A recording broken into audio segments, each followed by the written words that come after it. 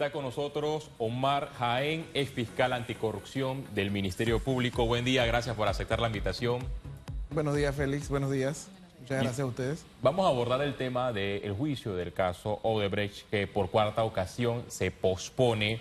El tribunal de la causa ha fijado una fecha principal del 11 de noviembre al 19 de diciembre del año 2025 y la fecha alterna del 12 de enero al 13 de febrero del año 2026.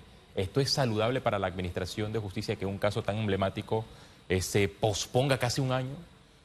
Por el tipo de caso que se lleva tramitando y gestionando, que es el caso Odebrecht, por su complejidad, la magnitud, puede tener la percepción con estas reprogramaciones tan dilatadas hacia la ciudadanía sobre una posible impunidad. No obstante, lo que en verdad debemos ver a ciencia cierta son las razones por las cuales se disponen las reprogramaciones. Ejemplo, si estas reprogramaciones conllevan actos dilatorios por parte de las defensas o inclusive pudiese ser el Ministerio Público, presiones sociales, inestabilidad política, falta de pruebas, falta de testigos que participen teniendo la obligación de lo mismo, pudiese tenerse esa connotación de una posible impunidad. No obstante, si vamos a las razones reales y jurídicas y es que se requieren pues pruebas fundamentales, testimonios o que lleven asistencias internacionales, entonces estas reprogramaciones conllevarían a proteger y garantizar que no se vulneren derechos y que el correcto ejercicio de la defensa y las partes. Ex fiscal, a mí me gusta hacer mucha docencia cuando conversamos estos temas porque no todo, como lo decía ayer, manejamos algunos términos que son muy técnicos para el área y la idea de esto es hacer docencia, explicarle a la población. Cuando se avecina una audiencia, pregunto, ex fiscal, por ejemplo, detalles con el tema de redacción, confección, asistencia internacionales, que ayer escuchaba a la jueza, en el caso de ser necesario también de traducciones, ¿eso no se prevé? ¿No hay un escenario de preparación previo a una audiencia para ultimar esos detalles y que esto no ocurra? Le pregunto desde el desconocimiento, ex fiscal. Evidentemente todos los procesos no son iguales. Este caso tiene la connotación que tiene una complejidad. No debemos perder de vista que es un caso que tiene pluralidad de imputados de alto perfil, funcionarios públicos de alto perfil. Aunado a ello es el caso de unas que más grande en Panamá fue involucrado a través de coimas o corrupción transnacional, el caso más colosal que hemos visto de blanqueo de capitales internacionales, lo cual la mayoría de las pruebas están tanto en el país como requieren de la asistencia de otros países a través de la comunidad jurídica internacional. ¿Qué debe señalarse en este tipo de casos? Evidentemente es sobre la marcha, sobre las realizaciones de las audiencias que se van previendo, las circunstancias que se van dando, como la participación o no de imputados, la participación o no de testigos, y es el juez quien debe tomar las medidas como director de la audiencia de evitar que en las siguientes sigan pasando. Y es a través de medidas como, por ejemplo, si la persona está citada y no compareciere como medidas de restricción o está en el caso de que no pueda salir de un lugar, si lo permiten las condiciones del caso, de forma virtual, pudiese estar de forma remota. También, si la persona aún así, de forma virtual, no quisiese comparecer, están los medios de comunicación a través de dicto, de notificación y las rupturas procesales, que es seguir la causa con los que están notificados y los que tienen una renuencia a participar o tienen un paradero desconocido, se mantienen en la Secretaría del Tribunal para cuando aparezcan sean juzgados. Esto para garantizar justicia en tiempo razonable y la certeza del castigo, que es el derecho humano que tienen las víctimas, en este caso todos los panameños. Puntualmente en el tema de las ayudas, información transnacional, debe llegar un momento en que el juez pudiese determinar, ojo, ya esta solicitud internacional no va a llegar, ya la audiencia hay que hacerla. Y yo creo que de aquí a diciembre o noviembre, que ya el juez debe ya ir pensando tener esta decisión para que la audiencia surta su efecto. Hace 10 años que se está investigando este caso. 4 abogados defensores coincidieron en la presencia de Andrés Ravelo, el exdirector de Odebrecht en Panamá, para poder interrogarlo en este proceso. Pero ¿qué sucede si en el transcurso de estos meses Ravelo dice yo no tengo que hacer nada en Panamá, tampoco me quiero conectar en las plataformas digitales para asistir virtualmente a este acto de audiencia? ¿Qué sucede en ese caso? En este caso hay una particularidad y es muy interesante el tema que se acaba de tocar, que es el tema del ex gerente general de la compañía Odebrecht en Panamá, uno de los colaboradores del Ministerio Público, según en los medios ha salido. Es interesante porque cuando tú llegas a un acuerdo de delación premiada, cuando tú llegas a un acuerdo con el Ministerio Público en el cual tú ahora pasas a ser un testigo clave, tú tienes una obligatoriedad, tienes una responsabilidad y una disposición voluntaria de ir frente al tribunal a dar las pruebas de cargo, ser interrogado contra interrogado frente a la defensa. Si la persona, y ahora respondo tu pregunta, no quiere venir, evade el proceso, entonces debe ser procesada por el incumplimiento de la colaboración la cual se ha pactado. Entonces ya estamos viendo que no asistió a esta. Si en la próxima no asiste, ya tendrá el jugador, quien dirige la audiencia, de verificar si no ha incumplido a solicitud del Ministerio Público con su compromiso de la delación premiada frente al tribunal, entonces pasar dentro del grupo de los procesados a ser sancionado como vinculado directo en la causa. Sí, otro tema relevante y que se abordó antes de iniciar el acto de audiencia fue Ricardo Martinelli Berrocal, expresidente de la República. Es un caso de alto perfil que involucra a exministros, empresarios y dos administraciones presidenciales, Juan Carlos Varela, pero en el caso de Varela, ahora es diputado del Parlamento Centroamericano y en su momento va a ser procesado por la Corte Suprema de Justicia. Pero Martinelli va a ser o debe ser procesado por la justicia ordinaria, es decir, por el juzgado liquidador de causas penales. Pero él mantiene un perfil de asilado en la Embajada de Nicaragua. Él debe asistir personalmente a este acto de audiencia cuando se reprograme o cuando, bueno, ya se reprogramó para noviembre, cuando inicie nuevamente. Aquí hay una diferencia que tenemos que hacer frente a las condiciones procesales de cada sujeto, porque se ha mencionado también a los hijos del expresidente, al otro exmandatario y la condición de asilado del mismo. Tenemos entonces a la justicia ordinaria, donde son estas audiencias que estamos viendo, donde van ciudadanos que no tienen una condición o una prerrogativa funcional, como sí lo tienen los miembros de un Parlacén, o suplentes como los hijos del expresidente. Estos entonces serán juzgados por la Corte Suprema de Justicia. Es ahí donde se hacen este tipo de rupturas por la condición de las partes y una vez finalice este juicio, pudiese entonces iniciarse el que tiene la condición de la prerrogativa funcional. En el caso del asilado tiene también una condición distinta, pero para esto también la norma tiene su antídoto. Si la persona no pudiese comparecer porque tiene una restricción, porque tiene una condición de asilado, entonces lo que debe darse es, si las condiciones así lo permiten y la audiencia y su normal desenvolvimiento también lo accede, sería a través de forma remota su participación. No obstante, debe ser voluntario y técnicamente consultado con sus abogados. Si ni de forma remota se hace, entonces el otro antídoto sería la declaratoria de rebeldía por la no comparecencia al tribunal. Esa declaratoria de rebeldía también conlleva una conducción o aprehensión del mismo en el momento en que se dé su captura, traerlo al tribunal y llevar el juicio a él solo, junto con los demás declarados en rebeldía, si así existiesen, pero este juicio continúa con los que ya están. Pero esa declaratoria de rebeldía debe darse por el juez al tener indicios de una dilación del proceso injustificada. Por ejemplo, no asisto porque estoy asilado, por ejemplo, no me quiero conectar virtualmente, no voy a asistir. Entonces ya el juez, garantizando la certeza del castigo o justicia en tiempo razonable, debe tomar estas medidas de rebeldía. Ahora, esos antídotos que usted menciona, para algunos son cuestionables porque pareciera que aquí hay una selectividad en el tema cuando se busca esa certeza del castigo.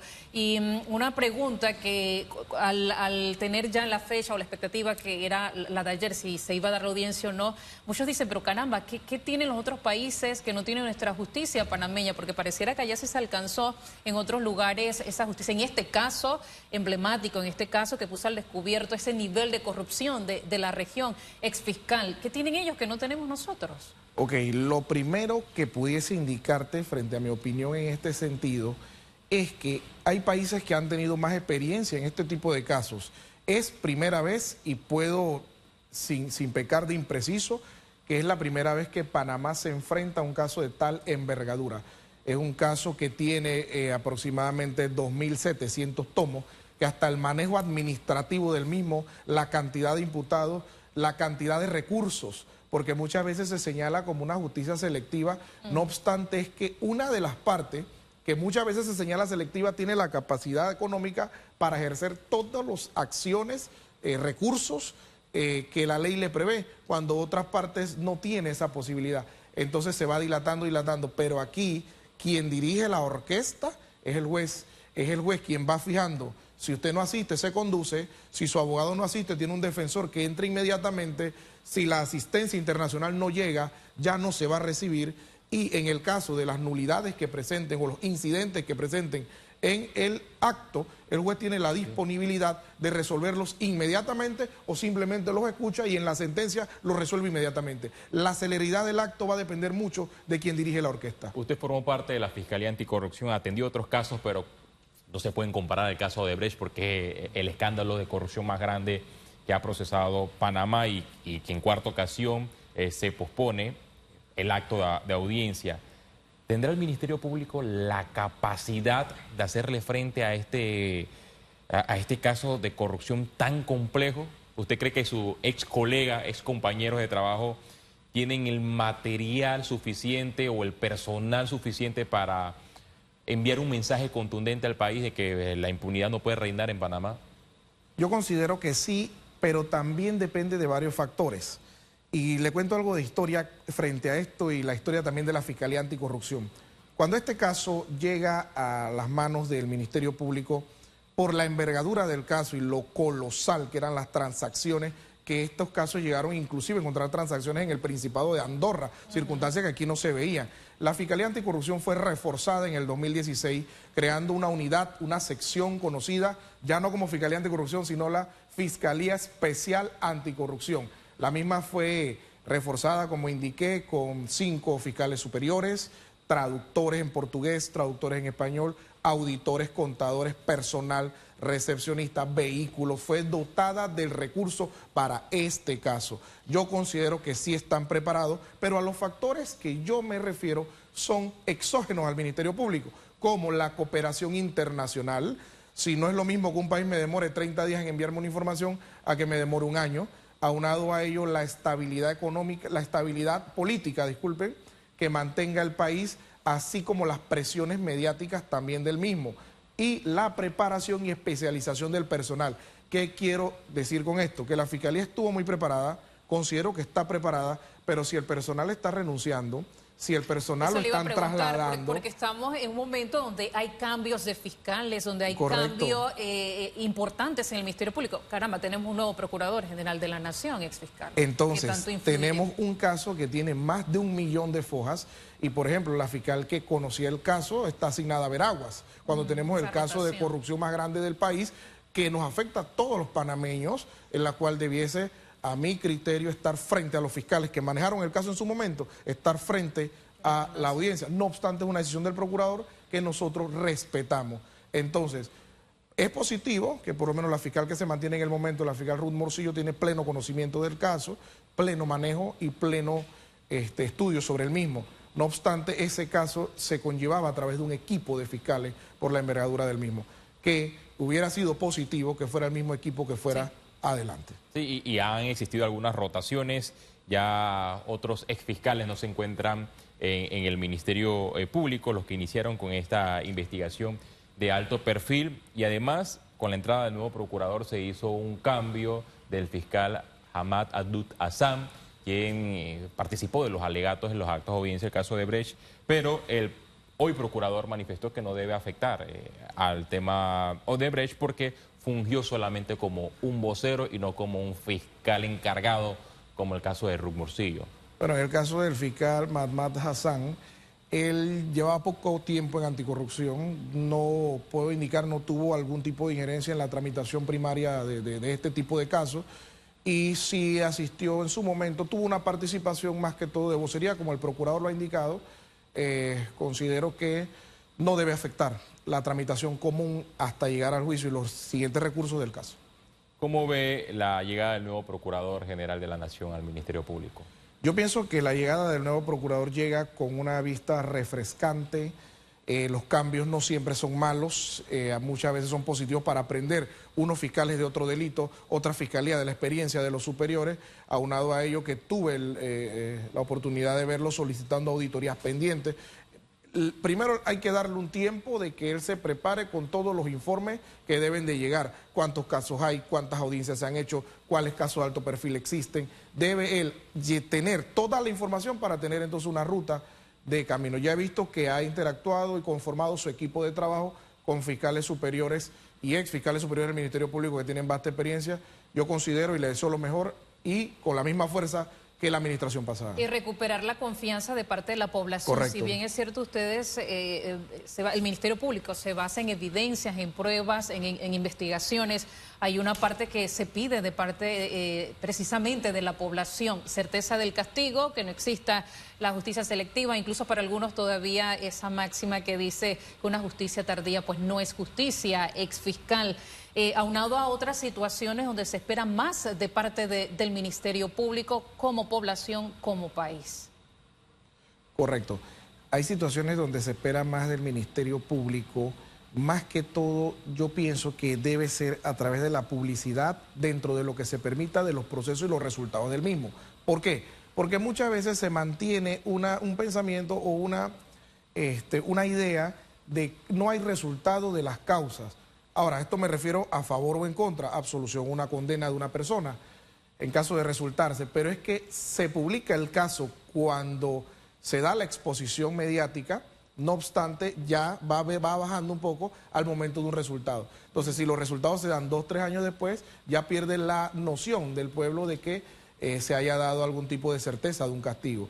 Entonces, considero que debe mejorar esa parte de indicarle al pueblo, este caso resultó así, positivo o negativo, así tiene un poco más de confianza en la gestión del Ministerio Público. Fiscal, ¿qué tanto influye, que me imagino que es bastante, el tema de contar con los recursos económicos necesarios para una gestión óptima desde el Ministerio Público?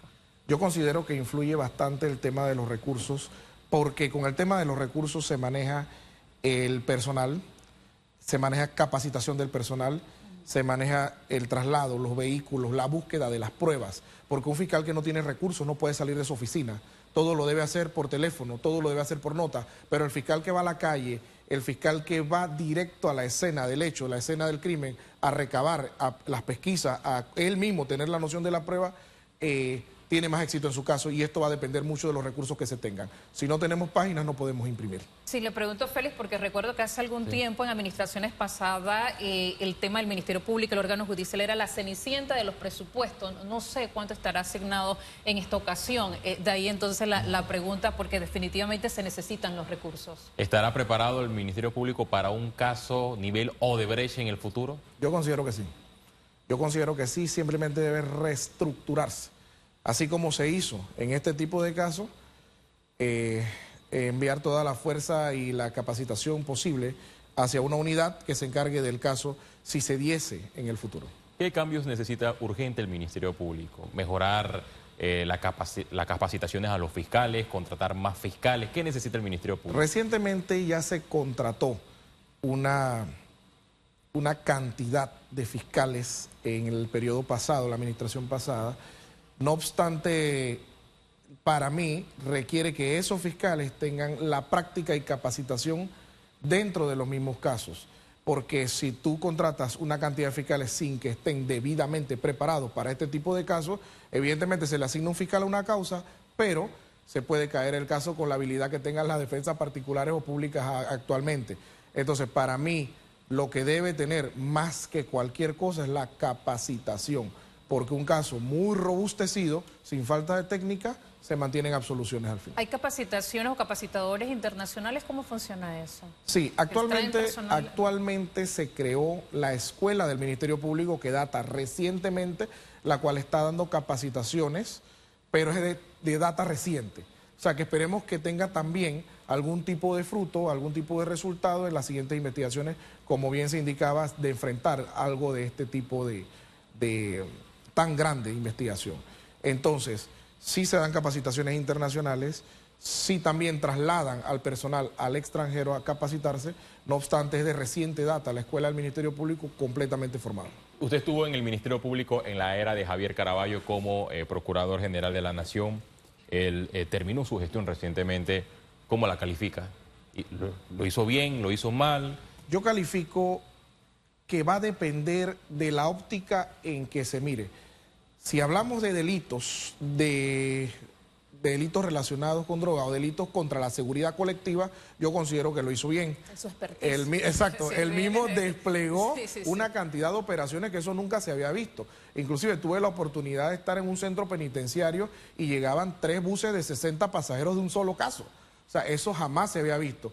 En temas de anticorrupción siento que faltó algo de apoyo, algo de fuerza, temas de blanqueo de capitales o las nuevas tendencias o modalidades como ciberdelito, como corrupción transnacional. Esto nos afecta a todos. Entonces hay que meterle mucha fuerza a eso.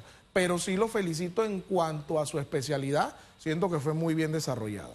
Gracias, Omar Jaén, es fiscal del Ministerio Público, conversando con nosotros sobre los retos en el caso Odebrecht y el legado que dejó Javier Caraballo como Procurador General de la Nación. Gracias nuevamente, son las 8:43 minutos.